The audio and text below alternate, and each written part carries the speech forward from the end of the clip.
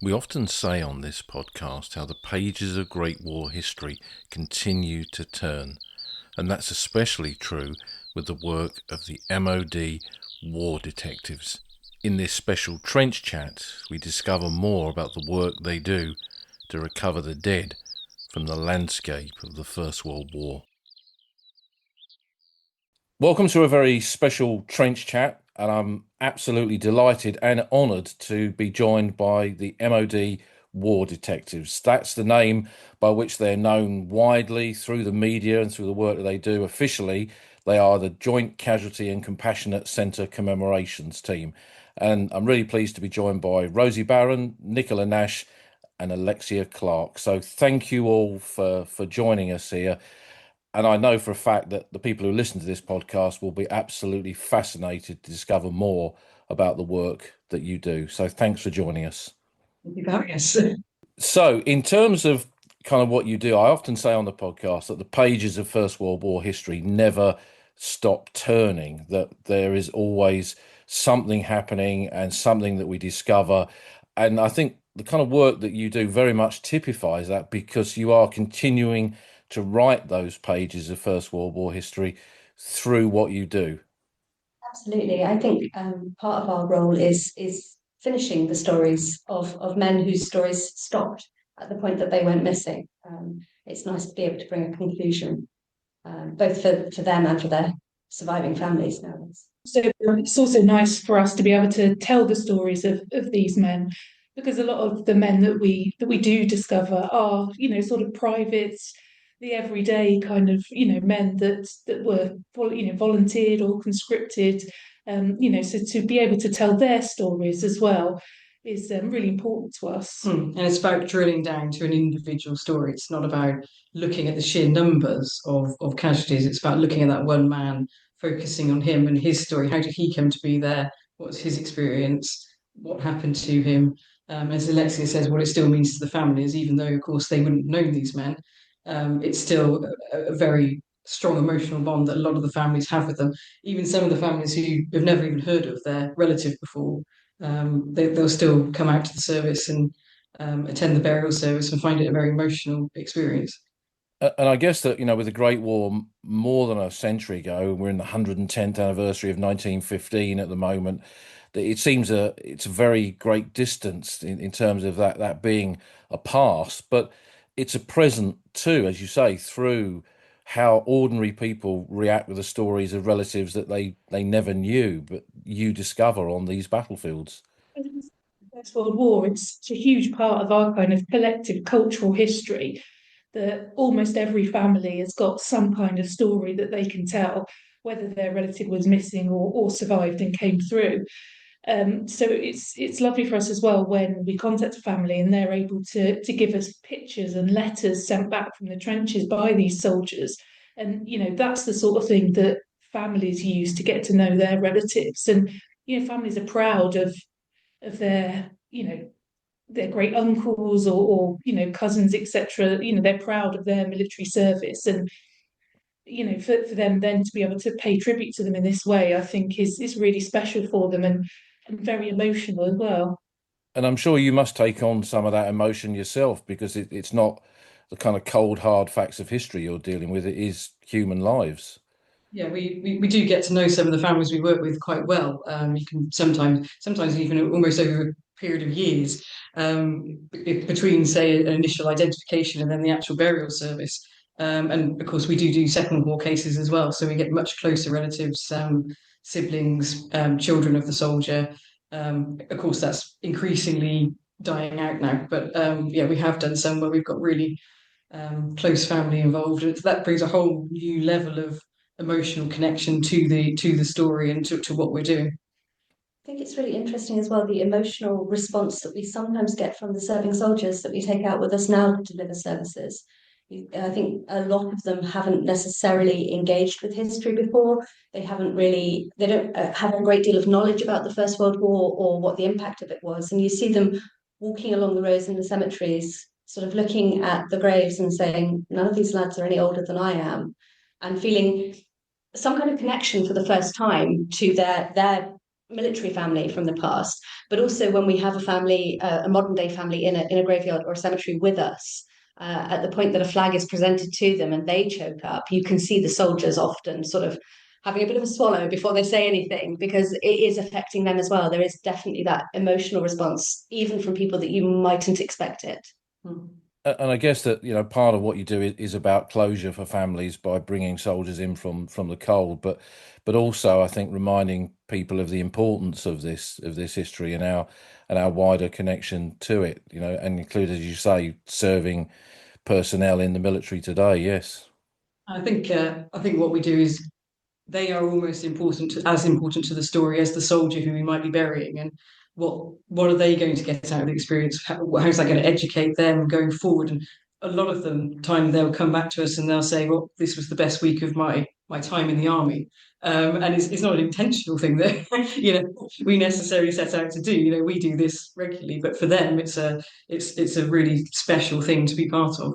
And yeah, and seeing them engage from they maybe arrive in France and they have an expectation of, oh, we're in France for a few days and it's a bit of a jolly, and by the end of the week they'll have really engaged with what we're doing, and seeing them looking around wanting to know about the bullet holes in the back of the Menin Gate, where did they come from, and everything comes alive to them in the course of that week, and in sort of almost living through that experience of what the soldier went through and meeting his family. And yeah, it's amazing what we can do for them as well as the soldiers that we're actually commemorating. And we try and do that with every time we go away. I mean, I was away in April for a casualty that was killed during the Battle of Arras. And as part of that week, we took everybody to the tunnels to sort of have that experience, and to Vimy Ridge and places like that, because for us it's kind of about building an entire picture. It's not just a kind of rote that we go over there, we perform a ceremony, and then we come back and that's another number ticked off the list. We want everyone to sort of learn and experience, and to be able to kind of understand everything that goes behind the work we do. I think the really important thing with that is, again, bringing it back to that one individual story. It's all very well to say 527,000 missing, to talk about the Battle of Arras in grand terms or on a big scale. But actually, when you anchor it all to the story of the one man that you're burying and how his experience differed very little from their own, or how his upbringing differed very little from their own, that's where you make people interested in history, not through facts and figures, but through personal stories. I think that's absolutely key to what we're doing. Very much so. I think it kind of very much highlights the kind of personal side of the First World War. And like you say, numbers are really difficult for most people to take in. But through just one story, you can kind of highlight the wider history of it, particularly with the missing, because that is almost a unique aspect of the First World War, isn't it? The scale of it.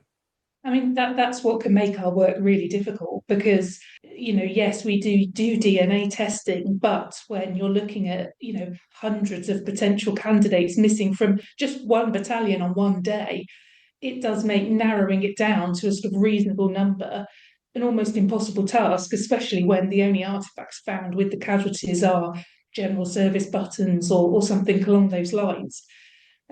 So for us, artifacts that they're found with are really important in light of the numbers of missing, because without that sort of thing, it would be really impossible for us to do our job.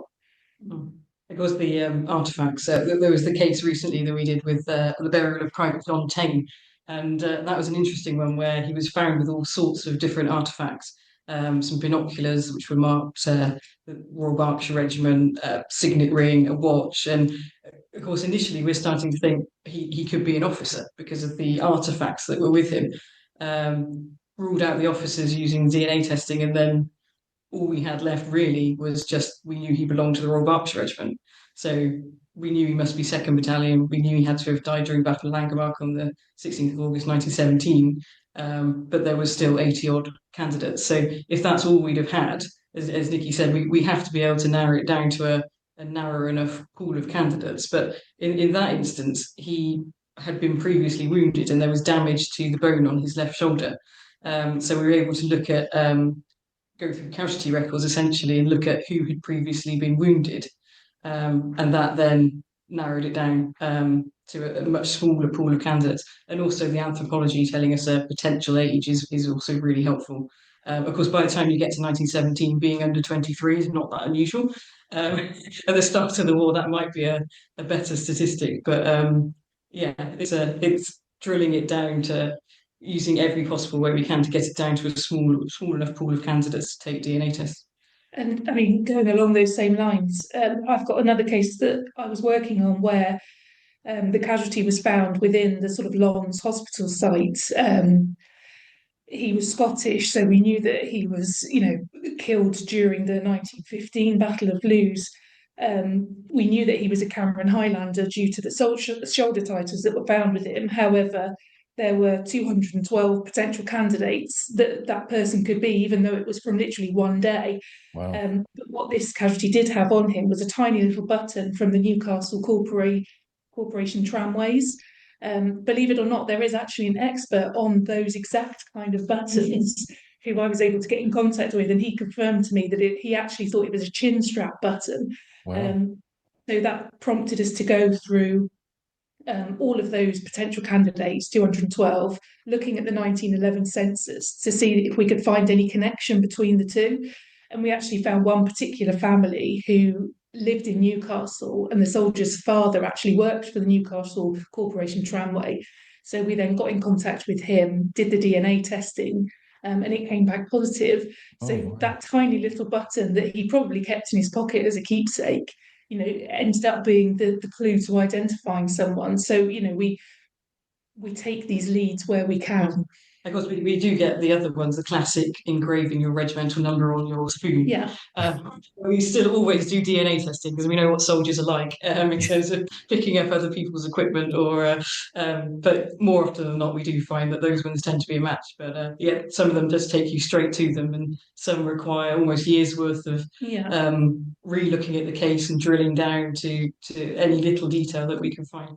And of course, an issue we have is that British soldiers are magpies and they pick up anything shiny that they see on the ground. Yes. So sometimes that can really confuse us because in the pockets they'll have one, in the other pocket they'll have another, on the belt they'll have 6 different cat badges. Australian rising suns that Singapore. Yeah. So it's basically just looking at everything we possibly can, isn't it? Yeah. Sometimes we do end up looking at the case multiple times before we actually finally hit the nail on the head. You do get the super frustrating ones as well, though, where you've got a very limited pool of candidates. The artifacts are all pointing you in a very specific direction, but the DNA just doesn't come out. You don't have either the ground is contaminated and you can't get DNA from the bones in the first place, or it really, really, really should be this guy, but for some reason it just doesn't match.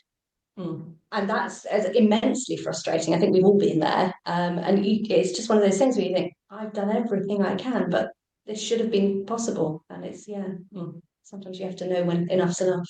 And I guess that you've highlighted quite a few interesting kind of aspects of this work. I mean, in the 80s and 90s, when I interviewed First World War veterans, they would often talk about how they went and lifted kit from different locations because they didn't like the stuff that had been issued to them. So one of them, for example, had a set of the leather pattern equipment, which he absolutely hated. And after the first day on the Somme, he went past a dressing station. There was piles of webbing gear, and he just helped himself to a set, which also included the guy's housewife and his spoon and his brush, all of which was marked up to another guy. And he said, "Oh, they were much better than mine," so I just flung mine and used his for the rest of the war. So that's a kind of classic example that the artifacts don't always mean something, do they? So that's where DNA comes in useful, because we can use that to kind of confirm when we're not 100% sure with the artifacts. I mean, I don't know how you'd like to do this, whether you kind of want to talk through some separate elements of what you each individually do, or is that probably the best way, do you think? It would be useful to tell you a bit more about maybe ourselves and how we came into Yes, the work as well. So definitely, yeah. because it's not the kind of common or garden job. It's a very unusual job, and you must come from Absolutely. particular backgrounds that are relevant to the work that you do. It's not one specific route, because what we do is so wide ranging. You would think actually it's just about military history. Oh no, there's so much more. And so we've all got actually really quite different backgrounds. Yeah, you've got to be a professional, genealogist. You've got to be a huge event planner. You've got to be, you know, I mean, family liaison officer. Yeah, hosting people in country. It's all sorts of different hats that we end up wearing. And folding flags, dressing coffins. These are all sorts of things that we've learned over the years. None of us have had to play a bugle yet. No. But that time might come. Well, you never know. So where did your collective path to this begin then, to come to this job? For me personally, I studied French and history in Aberystwyth and graduated. And if you know Aberystwyth, there's nothing to do there. So came home and actually just signed up to lots of agencies, and one of them found me a job working in the MOD Medal Office, which is next door to JCCC. So my first job out of uni was assessing Army Second War medal entitlements. And then I had various other jobs in the Medal Office for 10 years, including I was working on the project when the Elizabeth Cross was introduced, which is an award for next of kin of service personnel who've been killed on duty. And then knew these jobs were next door in JCCC. I have a particular interest in military history. People say to me, "Oh, busman's holiday if I go to eat for the weekend," but actually the reality is that's what I did. But now somebody pays me to do it. So yeah, just had my eyes on these jobs and just waited for the opportunity to come up. But yeah, had that sort of, I suppose, grounding in the MOD and being around the military throughout the whole of my working life. So yeah. And how about you, Nicola? I did my degree in archaeology at Bristol. Left university, worked as an archaeologist, decided that I wanted something that focused more on kind of research and my own interest, which was military history. Started searching for a job, saw the description for this one, and thought, no, that can't be a real job. Surely that's too good to be true. Went for the interview and got it. Obviously, you know, I've been doing this job for 10 years now. Absolutely love it. I'm just finishing up my master's in First World War studies with the University of Birmingham. And one of my big interests is genealogy. So, you know, that's been a real big part of the role as well, is obviously tracing other families and doing that sort of thing. So yeah, so I was just a civilian, came into the MOD completely fresh. But you know, I've loved the job, and 10 years later, I'm not planning on going anywhere. I think anyone that wants to replace me will have to sort of cart me out. And how about you, Alexia? I read history and archaeology at university, so a sort of neat match between the other two.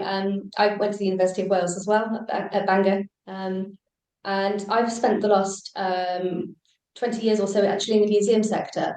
So communicating history, organising historically themed events, that kind of thing. So within the museum sector, I had a range of roles from doctoral work, caring for artefacts, working with researchers, conducting my own research, but also front of house, organising private views, organising let's dig in a sandpit and find metal artifacts with a metal detector, days for children, all of that kind of thing. And I found out about the team when they made a television programme during the World War I commemoration period. And at the time thought, well, that's the best job ever. How do you do that? And essentially I've been stalking them ever since. Refreshing the civil service jobs website relentlessly until 2 years ago the job came up, and here I am.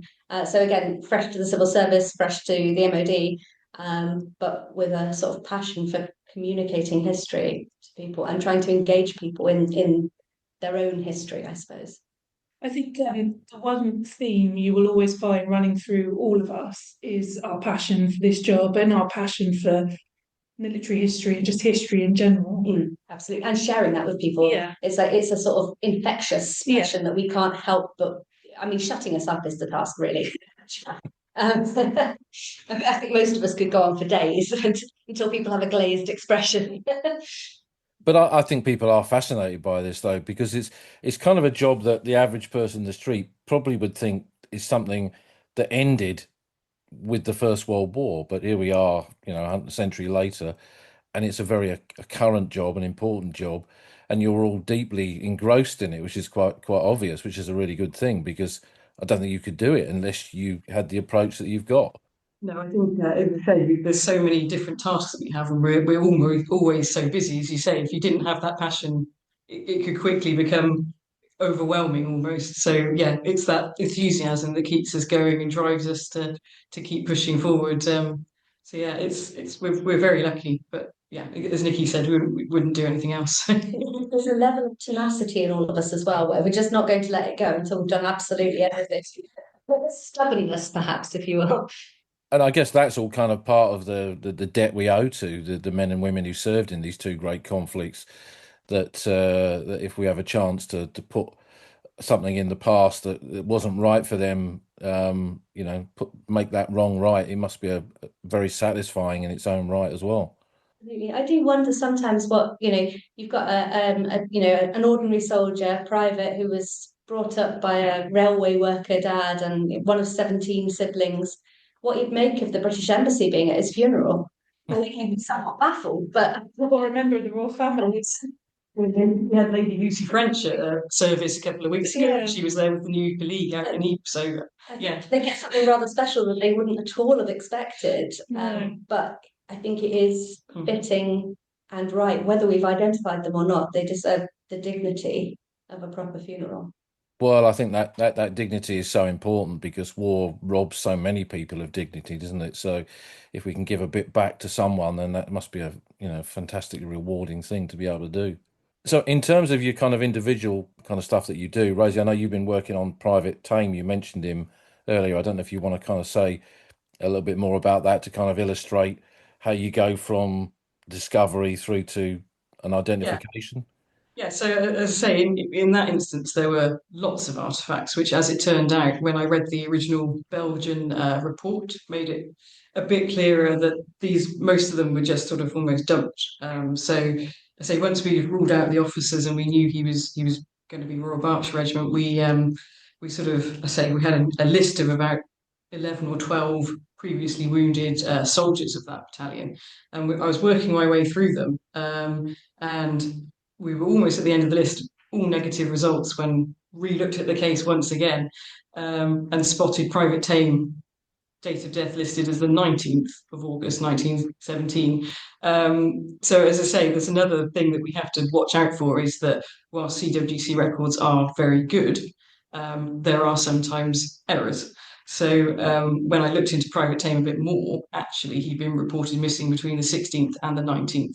But for some reason, although his battalion had taken part in a large attack on the 16th, it was the 19th was the date of death that got taken forward. So even when we done the DNA test and I'd given the results to the family, they said, but he was killed on the 19th. No, he wasn't. He wasn't. He was definitely killed on the 16th. So that's all been corrected now. But it was a particularly interesting case, actually, because he was a 2nd Battalion Royal Berkshire Regiment, and he had two older brothers who had served as regulars pre-war, and they'd been out in India at the time when the First World War broke out, and come back to the UK and been sent out to the Western Front, and they'd actually both been killed while serving with the same battalion on the 9th of May 1915 during the Battle of Ober's Ridge. So they were actually still missing. So we had all three of those brothers killed while serving with the same battalion. By coincidence, we held the burial service on the 8th of May this year, which meant we were still in Belgium on the 9th of May, which was the 110th anniversary of the brothers' death. So having had the burial service for John Tame the day before, we went down to the Plug Street Memorial, and the Padre did a little service for the soldiers and JCCC and the family, for William George and Albert Tame, his two older brothers. So that was just a really nice way of linking it together. And as we say, it's all about that individual story, and how we can bring that alive for the soldiers, and also the experience for the family as well, and knowing that somebody really does care about the story, and remembering what that mother must have gone through, losing her three eldest children. So yeah, it's yeah. And doing that kind of work, I mean, so people listening to this may not appreciate just how long the process would be for you to compile casualty lists and then start looking at all the individual soldiers within that. This is not like a 5-minute job, even despite the internet and everything else. The case for Private Tame I worked on for 5 years. That's slightly artificially long because of COVID, because we did have a period of 2 years or so where our DNA contractor couldn't travel to Arras, to Buran, to the CWC mortuary there to take the DNA sample. But again, we worked through that list one by one, got a result, moved on to the next candidate. So yeah, they do take a long time. Sometimes you can, by chance or good educated guess, almost go straight to somebody. But it's partly chance. If you have a list of 12 people, you might get a match the first time. You might get a match on the 12th person you test. But yeah. And you're constantly cross-referencing with, I guess, war diaries and unit histories and just about anything else that's out there, including your button experts, as you mentioned. And sometimes there might be we go to a regimental museum and you might find somebody who has a really specific information about that regiment and the quirks of how they went about doing things, which might help. But yeah, say other experts like Nikki's button expert, and it's just really any sort of information we can use. War diaries, battalion histories that maybe expand on the detail of the war diaries. Just occasionally, sometimes when you contact the family, it's them who maybe have the final clue that you need. We worked on a rededication case a few years ago now. He was a sapper who was killed in 1914, and the only casualty from that day was this particular soldier sat at Barndon, and a dugout had collapsed. So we're making the assumption, therefore, it's got to be him who it's referring to in the war diary. He's not mentioned by name. Contacted the family, said, "Good news, we've discovered his grave." And they said, "Oh yeah, we've got this letter that his mate wrote to his mum." So they were together building a dugout, and it collapsed on the two of them. And unfortunately, one of the wooden beams hit him on the head.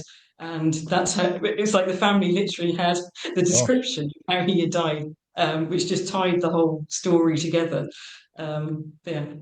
absolutely fascinating. And Nicola, I know you've been working on the project at Lens with the recovery of a lot of soldiers from that battlefield, and DNA is a big part of that. Yeah, so I mean, I think that the Lons hospital site is a really good illustration of as to how difficult our job can be.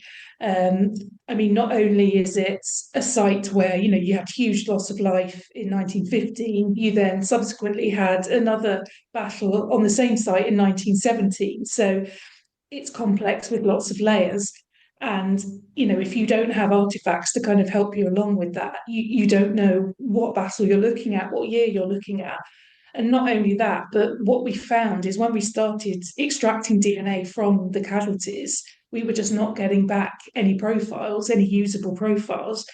And that was really frustrating for us because there were some candidates that we thought we would be able to identify. But if we don't have the DNA, then there's just no way for us to narrow it down, especially from the sort of Scottish soldiers from the 1915 battle, because there was, over 1,000 that still had no known grave. And I mean, one particular set, so there was 6 sets of remains that were recovered.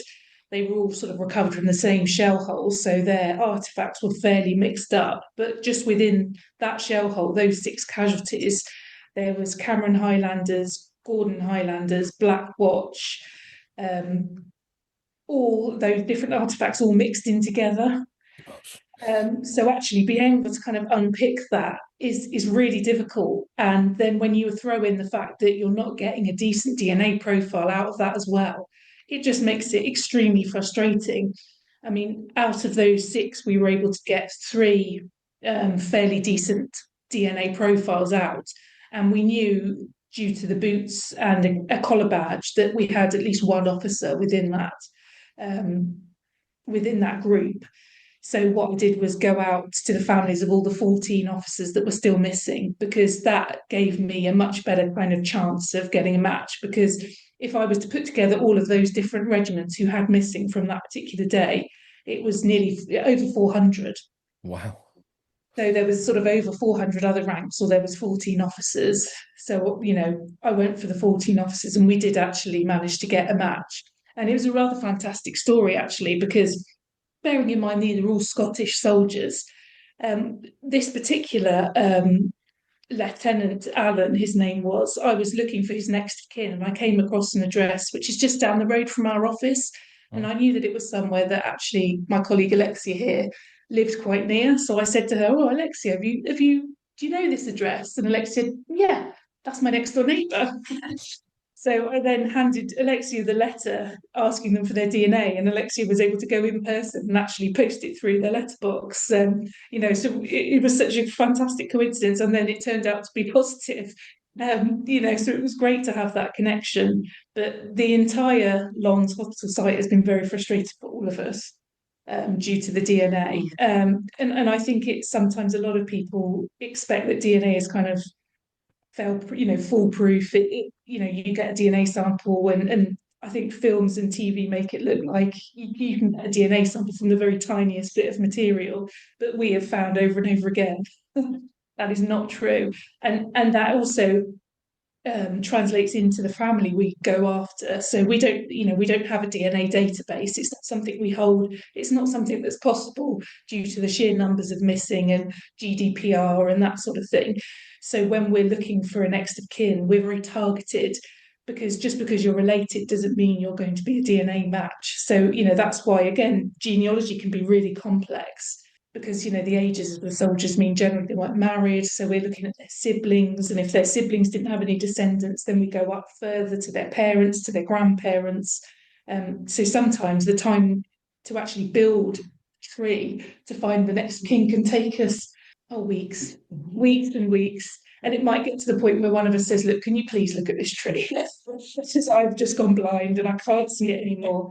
But then other times you might be really lucky and you just type the name in and up pops a tree already created in Ancestry, and there you go. The next day you've got in contact. So of course that's another thing, is not being misled by trees already on Ancestry sometimes as well. Because of course we have to be really precise. We really do need to have a biological relative. Yes. So if we go I'm sure we must do it from time to time, but obviously if we go wrong on a family tree, that could potentially lead to a false, if you like, negative.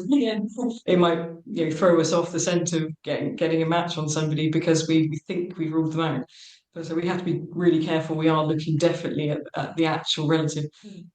And that's usually what happens if we get a negative on a casualty that we've really convinced ourselves is the one. We immediately look back at our own genealogy to see if we could have gone wrong. Yeah. Or if there's a possibility of a break somewhere in the tree that maybe the family aren't aware of. That does happen sometimes. Sometimes you get a family who will say, well, I'm very happy to do a test for you, but I'm not entirely sure that granddad was in fact granddad. Yeah. And that's fine, because you go into it knowing that that's a possibility. But sometimes you might identify a break that they're not aware of either. And that obviously then raises a whole range of moral and ethical considerations as well. I mean, I'm sure that must be common, because I've, looking through kind of service records over the years, the number of soldiers that were bigamists and had families left, right, and centre, and somebody who thought that this guy was their father wasn't necessarily their father. And I remember a case in Flanders with a Canadian soldier where they found in full kit, all his badges, shoulder titles, collar badges. The only thing that was missing was an identity disc, but he had 3 gold teeth that matched the dental records in the Canadian archives. But when they did DNA, it wasn't a match, and subsequently the family discovered that the father of all this, of his children, in inverted commas, was the milkman or something like that. So it was it opened up a schism in the family. That's another thing I will quickly mention when you brought it up there about Australian records is, generally, we don't have the service records. And if we do have the service records, the dental chart isn't filled out. It's very frustrating, but it does mean that a lot of the time, even having a full set of remains and knowing the height and the age, that doesn't help us because we don't have a service record to compare it against. And the DNA, going back to the kind of DNA side of it, I mean, I'm sure there are some people listening who think you can just kind of pop that into a computer database and it says, oh, it's Private Clark, or whatever it is. And you mentioned about the kind of, I guess, the condition of the DNA. Is that an issue at Lons with the degradation of it, or the remains that are there? We do get it at various sites occasionally, don't we? But Lons has been a particular frustration in terms of the DNA. I think probably broadly speaking, it was mostly the 1917 casualties from Lons that we had the best chance of naming. But several of those we haven't been able to get DNA from. You've had some, haven't you, where there's only a very small handful of candidates, but we've got nothing to compare it against. So there's no way of taking those forward. Yeah, we're not really sure exactly what the reasoning is there either, because we took the time to plot all of the casualties onto a map, and sort of color coding by whether we'd got DNA or not, to see whether potentially there was ground contamination in a certain area of the battlefield or something to that effect. But no, it seems to be pretty random. So I mean, it might Right. still be ground contamination, or it might be not contamination, but soil conditions in certain areas. There are so many things that can affect DNA. DNA is way more fragile than people think that it might be. I think, as Nikki said earlier, the television has a lot to answer for in that respect. They make it seem very easy. Oh yes, we'll get DNA and straight away we'll know who it is. It's really not like that. No, and I guess I mean during the war they put quicklime over bodies, when they were burying them. I guess that must have an effect on the Pretty sure quality it of doesn't what you can help. Yeah. recover. Yeah, and I mean the group of six I was just talking about, three of them we got full profiles, three of them we got nothing. So, and they were all in the same shell hole. So Lons is a really big project, isn't it, with a substantial number of casualties, which I guess kind of going back to how long it takes you to kind of put these cases together, that must be a fair few years worth of work even still So ahead. a lot of the casualties were found 2018, 2019, 2020. Obviously, again, COVID slowed things down. Also, the fact that we had to wait for CWC to construct the new extension. And so there's that moral dilemma of how far do we work on the cases, inform the families of a positive match, and then say, but we've got to wait 2 or 3 years till we can actually bury your relative.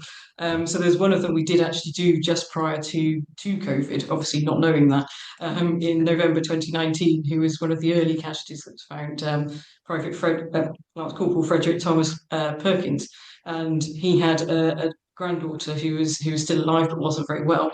So we were able to actually bury him in the old cemetery, very close to the wall of the new extension. So he was buried pre-COVID, and I think I'm burying nine, two of them named on the 25th of September Oh. 2025. So that's really nice. And I think they're probably the last. there's some that will go into April next year. Yeah. That should be the end. That should be the end after that of the casualties, and obviously, anything more that may be discovered. But I mean, the sheer numbers missing from that particular action has meant that it's just taken a lot of research. I think there were something in the region of about 100 casualties recovered from that site in total. Not all ours, some Canadians as well. Because that's the other thing, the Canadians I don't think have even started burying with us. So our part of the hospital project will be finished, but the actual project that CWGC will be working on with them will be going on, I'd imagine, for another few years yet. Yeah.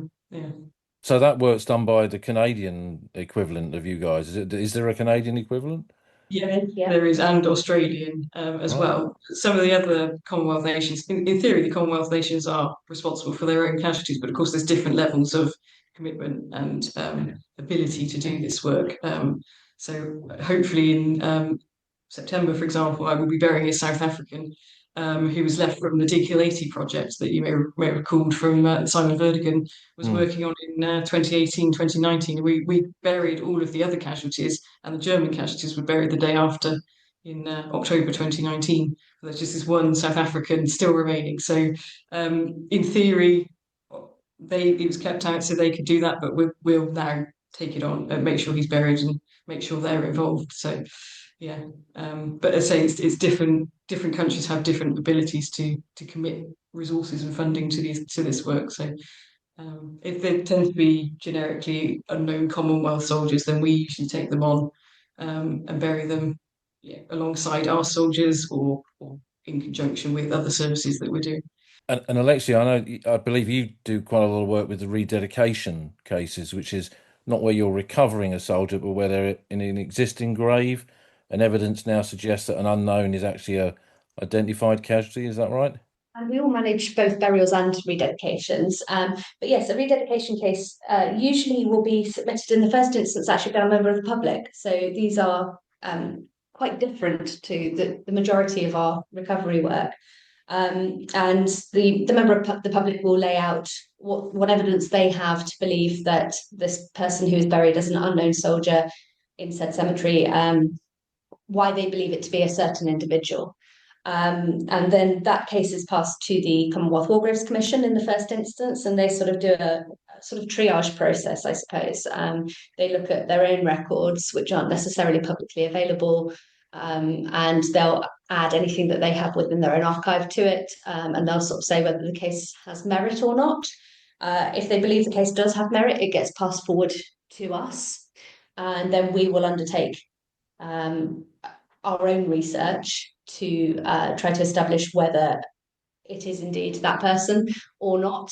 We have a standard that we have to reach for identification, which is clear and convincing. So obviously, we don't have DNA to rely on in this instance. When somebody has received a dignified, peaceful burial, we would never exhume them just for the purposes of taking DNA. So it has to be proven on paper. And we work in collaboration, depending on the sort of case it is, either with the National Army Museum or the Naval Historical Branch or the Air Historic Branch, to conduct this research. And often we have access to bits and pieces that the general public may not have. And so sometimes we can either prove or disprove a case. So we've had cases recently, for example, where on paper everything looks great. It's an unknown soldier of a specific regiment at a certain cemetery, and there are a very limited pool of candidates, and you can put 3 of the 4 of them 20 miles away, so it's definitely not them. You've just got this one name left.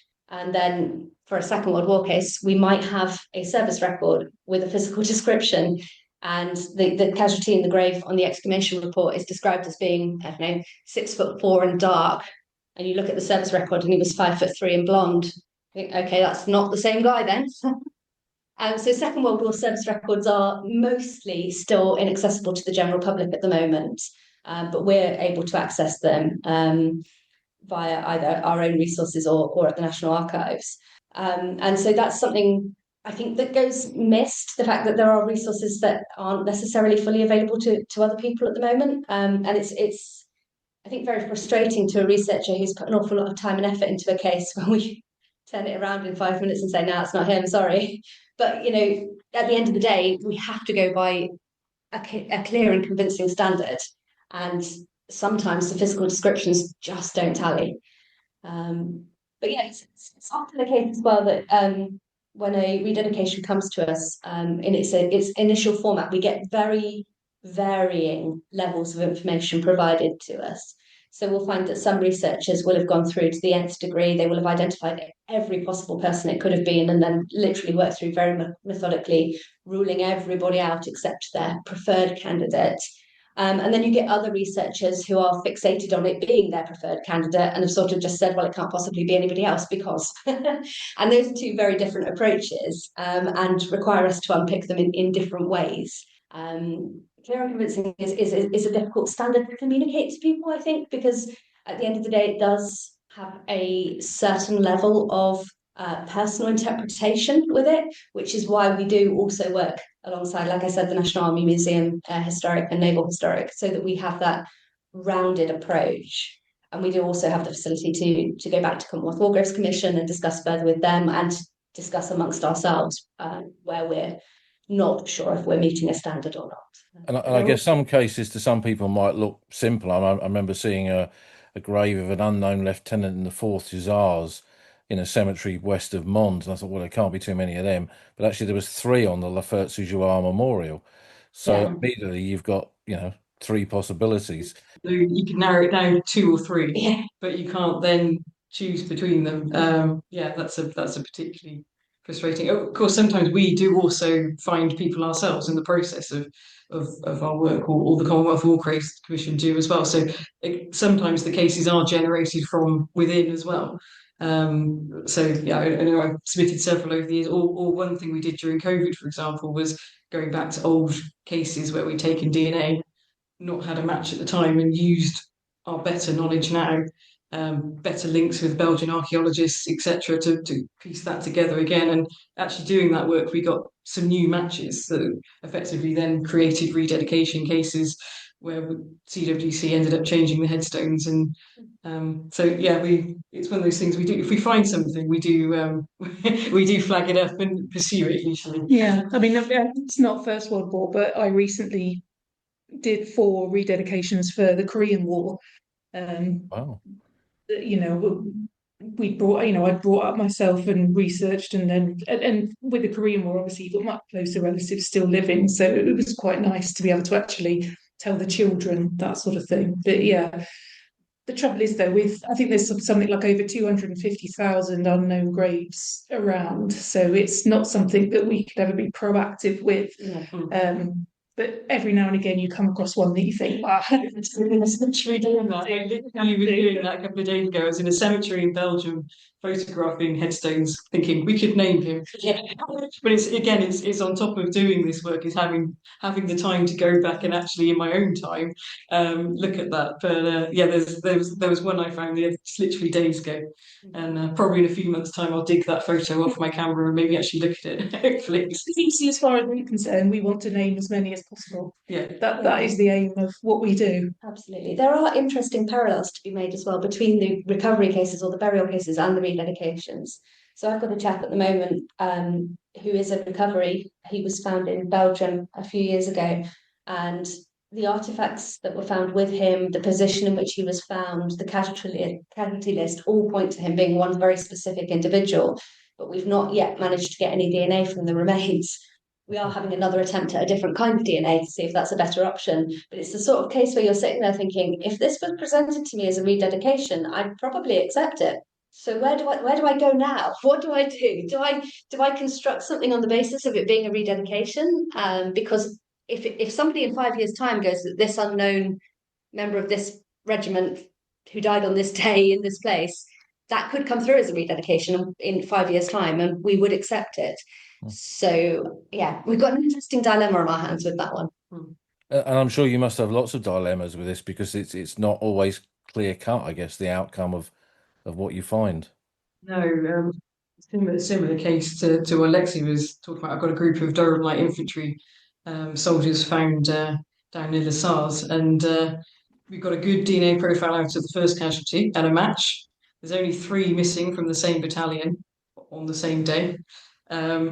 We've got a partial profile out of the second soldier, so we've had to go back to get a mito DNA profile, hopefully from that soldier, and we cannot get DNA out of the third soldier. So again, if the second soldier comes back as a match, it almost certainly has to be that final soldier. But again, it's what weight do we put on evidence beyond DNA? But that'll be a big debate I suspect we'll be having later on in the year. Experience from our past has shown us that, when we then have said, oh well, it must actually be that person, it can be no one else, and then the DNA comes back and it's really frustrating. Yeah. So it's very difficult, and obviously we're, like Alexa said, with rededications we have to be as sure as we can be without actually having DNA tested them. And I mean, I recently looked at one where the case was very compelling, and yes, there was kind of, it was this rank, this regiment died on this day, there was kind of only one potential candidate. However, when I got the service record, there was actually a dental record, and comparing that against the exhumation record showed that it couldn't have been him. So again, it's just kind of, but really frustrating. And again, like she said, if that dental record hadn't have been available, we probably would have accepted the case. So that's why it's so important to us to sort of look at, even though we get presented with a rededication case that's been very well researched, we think it's very important for us to do that initial additional research on top, especially because we've not got the security net of DNA. It's a question of not marking our own homework as well, isn't it? Having multiple checks that go through the process before it's accepted. Because the absolute last thing we want to be having to do is undedicate a grave at some point in the future. That's not a good circumstance for us or the families involved. So, no, going back to I guess the personal nature of it, the outcome is so important, and the right outcome with the right person, the right family, it's kind of all got to come together. It must put a lot of kind of stress on you all with this, because it's not nothing, is it? It's a really important part of our history, and for these families, perhaps the most important part of their story. Going back to what we were saying earlier, it's having that passion, isn't it? That let's say if you didn't have that and this was just work, as you say, you could get stressed, overwhelmed. But I think it's that having that drive that just keeps us going and working through that, and that, as you say, just having that bit between your teeth to get that result. But but also knowing when to stop. Yeah. Yeah. You have to, sometimes you have to know when to stop as well. I mean, it can be so difficult when we contact a family and say that, we found a casualty, he's one of 8 potential candidates, and we think he might be your relative, and the family gets heavily emotionally involved. They think we're saying it is their relative. No, which is not what we're saying. then we have to call them back sort of several months later and tell them it's negative. That can be really difficult for us because we've raised their hopes. And then we've kind of had to dash them, and we've kind of awoken something in that family that had obviously lain dormant for over 100 years. So that sort of thing can be really hard for us. And of course, when we really connect with the family, we really desperately want it to be their relative. I mean, we'd like to be able to find everybody's relatives that we get in contact with, but there is some really difficult emotional parts of our job. I think it's on that sort of basis, we will find sometimes that families are committed to a case even when it turns out to not be their relative, to such an extent that they will still want to come to the funeral. So I buried 2 chaps last year in France, and there were only 4 possibilities for who it could be. I managed to identify the 2, and I DNA tested one other chap along the way, and it wasn't his great uncle, but he had been sort of actively looking for his uncle since the 70s, and obviously making that call to say to him, "I'm so sorry, but it's not your great uncle Fred," was really, really upsetting. And he sort of phoned me back about a month later and said, "Well, do you think I could come to the funeral anyway? Because it's the closest I'm probably ever going to get to being able to bury great uncle Fred." And so he did, and it was really lovely. It was lovely for the families of the soldiers we were burying as well. And they very much made him part of it, which was really nice. But yeah, people do. It's the strangest thing, because obviously we share an office with people who are dealing with modern day casualties, and that's the sort of conversations nobody wants to be having. Whereas our relatives are desperately keen to be involved and for it to be their family member.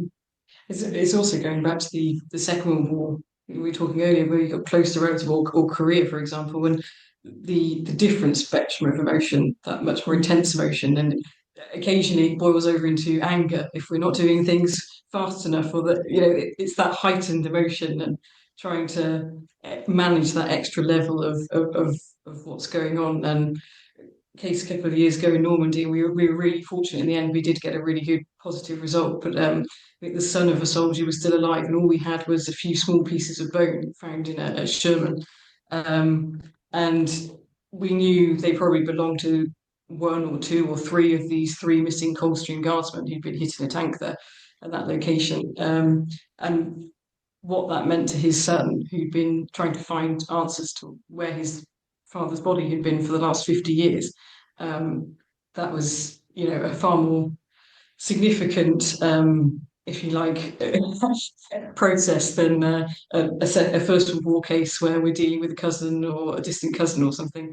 But really pleased we got a result on that in the end, and we were able to give Guardsman Blythe a headstone, and his son was able to join us in Normandy, and it all came together in the end. But it was, that's one of those cases that will always stick in my mind. Mr. Blythe, and having that result for him, finally having his father having a headstone.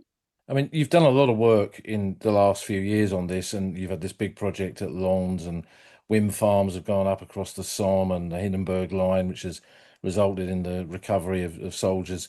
And there's this Canal du Nord project coming up, the super canal, which I'm sure will uncover kind of all kinds of stuff, really.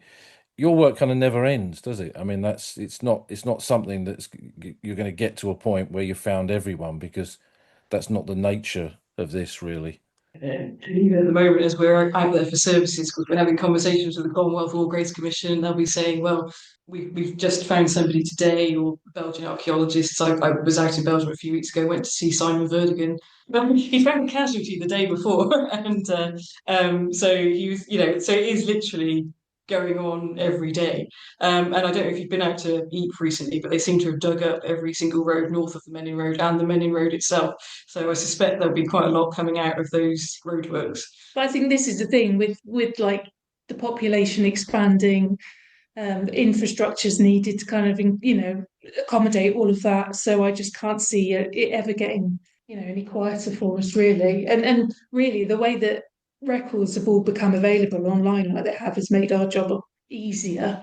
And it's caused a huge influx of rededication cases, because obviously, 20 years ago, if you wanted any of this information, you had to physically go to this archive, this museum, and actually trawl through the records. But nowadays it's so simple. You can go online, you can have trench, trench maps, war diaries, everything at the tips of your fingers. And we have had a huge increase of rededication cases over the last 10 years. I'd imagine as well, with the Second World War records going off to the National Archives and in the process of being digitised, there may be a spike of Second World War cases that come through. I certainly walk around cemeteries in Normandy and places like that, and I think compared to Tyne-Cot or somewhere like that, they haven't been searched through by researchers in the same way. There's a lot of people there, which in conjunction with CWGC's exhumation reports, I suspect could be named. So that'll be an interesting thing when the service records aren't fully available to the public. I feel, I don't know if you guys do the same as well, but when we're driving around northern France and Belgium on our way to services, or transporting soldiers or whatever it is we're doing, and you come across a set of roadworks or a building going up, and you just think, you sort of think, oh, that'll be the next project then. Yeah, it will. We're going to be busy for a very long time to come, I think. Hopefully. I mean, there's that idea that the landscape of the First World War is itself the last witness of the war, because it kind of still reveals its secrets all the time, of which the dead of that war is one of it. And you're the kind of people that are now the contact to that last voice. You're the ones that are listening to that last voice and turning these new pages of First World War history. So it's incredible, really. I think there is something special as well about being part of the MOD doing this work. It's like being part of the official work which is still going on, to recover these men and identify them. And so we are such a small team, and it's a privilege to be part of that and to be able to do this work. And wouldn't want to be doing it. I just had it on a slightly different tack. When we are out in country with serving soldiers in the world we're currently inhabiting, there's something slightly reassuring for them about the fact that the MOD is still committed to identifying men who died 110 years ago, who have no close relatives left. We're still out there, we're still identifying those men, we're still giving them dignity, we're still paying respect. And in a world that looks like this one does right now, I think that serving soldiers find that a reassuring thing. Should the absolute worst happen to them, somebody will care, somebody will give them respect and dignity, and worst case scenario, somebody will look for them. I think that's definitely a kind of the way that this resonates with the present, and I think you feel now, particularly with the war on the other side of Europe, the ever presence of that being relevant to what we study in the past, and vice versa. Absolutely, and from conversations I've had fairly recently, the war in Ukraine is more akin in the way it's being fought to the First World War than perhaps anything else that's gone in between, just in the nature of sort of trench warfare and that kind of thing. So there are some really interesting parallels. But of course, that's another part of we are civil servants, and we are part of the Joint Casualty and Compassionate Centre. So should the worst happen, of course, that would take priority over what we are currently doing, of course. But hopefully that is not a scenario we do find ourselves in. But it's one of those reminders that we are civil servants. At the end of the day, we are here to serve the military. But I think all of you have made you're part of this history now. You've made your own part of this history, and I think that's really important for that to be recognised. And I'm sure I'm speaking on behalf of everyone listening to this by thanking you for the work that you do, because it is so important. It's not something that's lost in the past or irrelevant now. It's perhaps more relevant than it's ever been, and the work that you do is so important, and you deserve recognition and thanks for it, I think. It's like a privilege to do. Yeah, it is definitely. So thank you, Rosie. Thank you, Nicola. Thank you, Alexia, for this rare opportunity to talk to you about what you do, to shed some light on it. And I'm sure it considering what lays ahead with the landscape of the Western Front alone, I'm sure this won't be the last time we discuss this aspect of the Great War. So thanks to you all. Thank you. Thank you.